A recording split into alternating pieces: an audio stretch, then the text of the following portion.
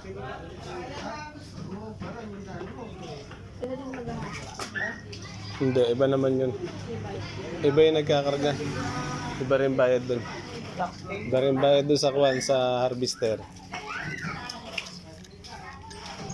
Iba rin bayad yan. Yan naman binabayaran nung kumuha nung kwan, palay.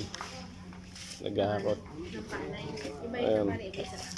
Ito po yung boss nila. Ang boss nila yun. Video na yun nandun eh.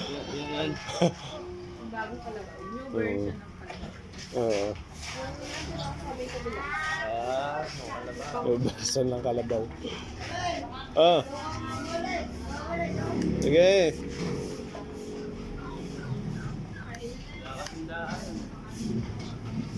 Ba?